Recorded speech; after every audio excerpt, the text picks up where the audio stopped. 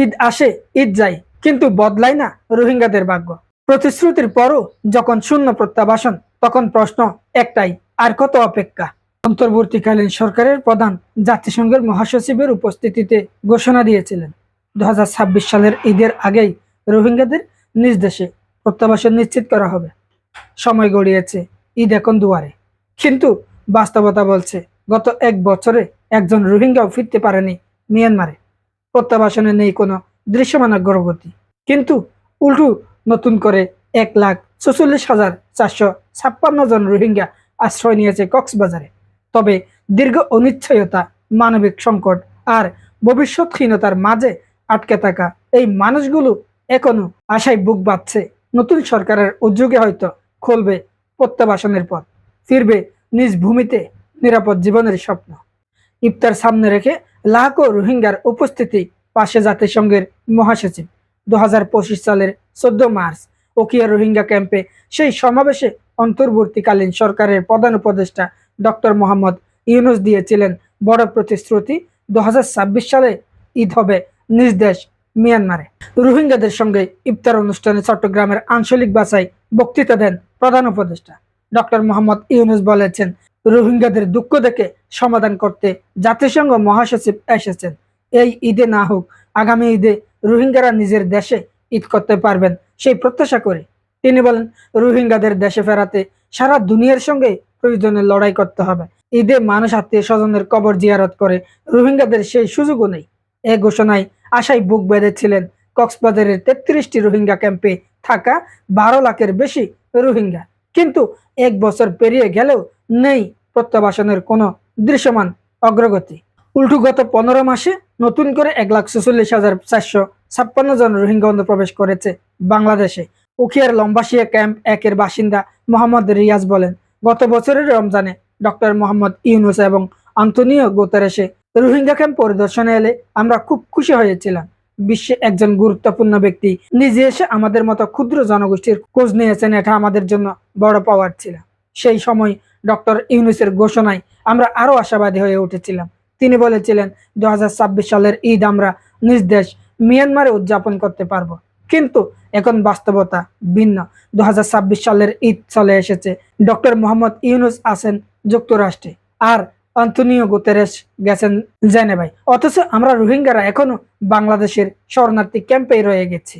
Arakan Rohingya society for piece and human rights এর chairman Mohammad Zobayer বলেন, doctor Mohammad Yunus ঘোষণা দিয়েছিলেন 2026 সালের ঈদ উল ফিতর ও ঈদ উল আজহা রোহিঙ্গারা নিজ ভূমি আরাকানে উদযাপন করতে পারবে। এমনকি সেখানেই ফিরে গিয়ে মা বাবার কবর জিয়ারত করার সুযোগও হবে, সেই আশ্বাস দেয়া হয়েছিল। তিনি বলেন, এই ঘোষণায় রোহিঙ্গাদের মাঝে এতটাই আশার সঞ্চার হয়েছিল যে কষ্ট দুঃখ ভুলে গিয়েছিল তারা। কিন্তু সময় গড়ালেও সেই প্রতিশ্রুতির কোনো বাস্তবায়ন হয়নি। এদিকে গত 8 বছরে বাংলাদেশ সরকার একাধিকবার প্রত্যাবাসনের উদ্যোগ নিলেও নাগরিকত্ব নিরাপত্তার নিশ্চয়তা না থাকায় তা আলোর মুখ দেখেনি। তবে নতুন সরকার দায়িত্ব নেওয়ার পর আবারও আশার আলো দেখছেন আশ্রিত রোহিঙ্গারা। ক্যাম্প 18 এর বাসিন্দা আব্দুল হাইজামের একজন জানান, 2017 সালের 25 আগস্ট সহিংসতার মুখে প্রাণ বাঁচাতে মিয়ানমার থেকে পালিয়ে এসে বাংলাদেশে আশ্রয় নেন তিনি বলেন, 1991 থেকে 92 সালে যে সরকার ক্ষমতায় ছিল সে সময় রোহিঙ্গাদের স্বদেশে ফেরত পাঠানোর উদ্যোগ নেওয়া হয়েছিল। বর্তমানে নতুন সরকারকে ঘিরে তাদের মাঝে আবারও আশার সঞ্চার হয়েছে। আব্দুল হাইয়ের প্রত্যাশা, নাগরিকত্ব নিরাপত্তা ও মৌলিক অধিকার নিশ্চিত করে একদিন তারা নিজ ভূমি রাখাইনে ফিরে যেতে পারবেন। তিনি আরো বলেন, অতীতের অভিজ্ঞতার আলোকে এবারও কার্যকর উদ্যোগ নেওয়া হবে বলে এমনটাই বিশ্বাস করছেন ক্যাম্পের বাসিন্দারা। সচেতন মহলের মতে বিদায়ী অন্তর্বর্তীকালীন সরকারের জন্য এটি ছিল বড় একটি সুযোগ, কিন্তু সেই উদ্যোগ ছিল প্রত্যাশার তুলনায় অনেকটাই নিষ্ক্রিয়। রোহিঙ্গা প্রতিরোধ কমিটির সভাপতি অ্যাডভোকেট আব্দুল মান্নান বলেন, বিদায়ী অন্তর্বর্তীকালীন সরকারের প্রধান বক্তব্য তার নিজ চিন্তা চেতনার প্রতিফলন হলেও সেই বক্তব্যের এখনো কোনো বাস্তব ফলাফল দেখা যায়নি এবং ভবিষ্যতেও তা কতটা কার্যকর হবে তা নিয়ে সংশয় রয়েছে। তিনি বলেন, বর্তমান নতুন সরকার দায়িত্ব নিয়েছে, তাদের যদি সুস্পষ্ট নীতিমালা ও কার্যকর উদ্যোগ থাকে তাহলে কিছু ইতিবাচক ফল আসতে পারে। তবে আপাতত দৃশ্যমান অগ্রগতি না থাকায় এ বিষয়ে খুব বেশি আশা দেখছেন না বলেও মন্তব্য করেন তিনি। এদিকে ক্যাম্পগুলোতে বাড়ছে সংকট, জ্বালানি ঘাটতির পাশাপাশি আন্তর্জাতিক তহবিল কমে যাওয়ায় দেখা দিয়েছে খাদ্য সংকট, যা আইন শৃঙ্খলা পরিস্থিতি নিয়ন্ত্রণকে আরো কঠিন করে তুলবে। শরণার্থী ত্রাণ ও প্রত্যাবাসন কমিশনার মোহাম্মদ মিজানুর রহমান বলেন, প্রত্যাবাসন ইস্যুতে দৃশ্যমান কোনো অগ্রগতি নেই, বরং পরিস্থিতি দিন দিন আরো অবনতি হচ্ছে। সাম্প্রতিক সময়ে রাখাইনে সংঘাত বেড়েছে। সরকারি বাহিনী ও আরাকান আর্মির মধ্যে চলমান লড়াইয়ের ফলে সেখানে অবশিষ্ট রোহিঙ্গারাও নির্যাতনের মুখে এলাকা ছেড়ে পালানোর চেষ্টা করছে। এমনকি সীমান্ত এলাকাতেও নতুন করে রোহিঙ্গা জড়ো হওয়ার খবর পাওয়া যাচ্ছে, যা উদ্বেগজনক। তিনি আরো বলেন, প্রত্যাবাসন নিয়ে মিয়ানমারের সঙ্গে সরকারের যোগাযোগ থাকলেও বাস্তবে উল্লেখযোগ্য কোনো অগ্রগতি নেই। পরিস্থিতি এখনো প্রত্যাবাসনের উপযোগী হয়ে ওঠেনি।